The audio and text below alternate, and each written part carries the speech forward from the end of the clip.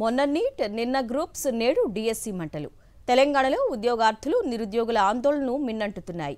అయితే ఈ ఆందోళనపై ప్రతిపక్ష బీఆర్ఎస్ నిప్పులు చెరుగుతుంటే అధికార కాంగ్రెస్ పార్టీ కౌంటర్లు వేస్తోంది. తెలంగాణ రాజకీయాలు నిరుద్యోగుల చుట్టూ తిరుగుతున్నాయి. అటు అధికార పక్షం కాంగ్రెస్, ఇటు ప్రతిపక్షం బీఆర్ఎస్ మధ్య మాటల యుద్ధం కొనసాగుతుంది. ఈ నెల 18 నుంచి వచ్చే నెల 5 వరకు డిఎస్సి పరీక్షలు నిర్వహించేందుకు ఏర్పాట్లు చేస్తోంది విద్యాశాఖ. అయితే ఈ డిఎస్సి పరీక్షలపై ఉద్యోగార్థులు పెద్ద ఎత్తున ఆందోళన చేస్తున్నారు. డిఎస్సి పోస్టులను పెంచడంతో పాటు టెట్, డిఎస్సి పరీక్షల మధ్య గ్యాప్ ఉండేలా చూడాలంటూ ఆందోళన చేస్తున్నారు. ఈ రెండు పరీక్షలకు వేరువేరు సిలబస్ ఉండడంతో ప్రిపరేషన్ కు సమయం లేదంటూ రోడ్డెక్కారు. డిఎస్సి పరీక్షలను వాయిదా వేయాలని పెద్ద ఎత్తున నిరుద్యోగులు, ఉద్యోగార్థులు ఆందోళన చేస్తున్నారు. దిష్టి బొమ్మలు దగ్ధం చేస్తూ ధర్నాలు చేస్తున్నారు. నిరసనకారులను పోలీసులు అదుపులోకి తీసుకుంటున్నారు. డిఎస్సి షెడ్యూల్ ప్రకటిస్తే మేము దానికి ప్రిపేర్ అవుతున్నాం. ప్రిపేర్ అయ్యే క్రమంలో ఈ హాస్టల్ వెల్ఫేర్, మేము రీసెంట్ గా రాసినటువంటి హాస్టల్ వెల్ఫేర్ ఎగ్జామ్స్ ని మధ్యలో అనౌన్స్ చేసి ఇరికించారు.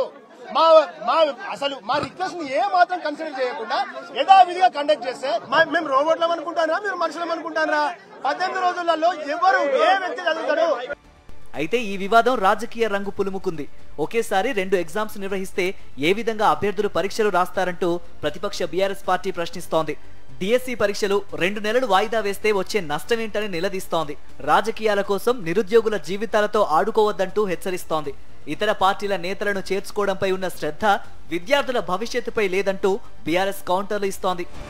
అయితే గతంలో నిరుద్యోగులను పట్టించుకొని బీఆర్ఎస్ పార్టీ వారిపై ఇప్పుడు ప్రేమను ఒలకబోస్తోందంటూ అధికార కాంగ్రెస్ పార్టీ ప్రతిదాడి చేస్తోంది. రాజకీయ అవసరాల కోసం నిరుద్యోగులను బీఆర్ఎస్ వాడుకుంటుందంటూ మండిపడుతోంది. బీఆర్ఎస్ ట్రాప్ లో పడి జీవితాలను నాశనం చేసుకోవద్దంటూ నిరుద్యోగులను కాంగ్రెస్ పార్టీ హెచ్చరిస్తోంది.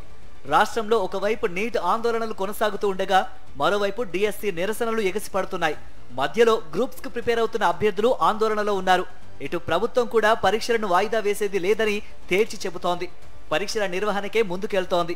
మరి ఈ ఆందోళనలు, నిరసనలు, రాజకీయ కామెంట్స్ మధ్య విద్యాశాఖ ఎలాంటి నిర్ణయం తీసుకుంటుందనేది ఆసక్తికరంగా మారింది.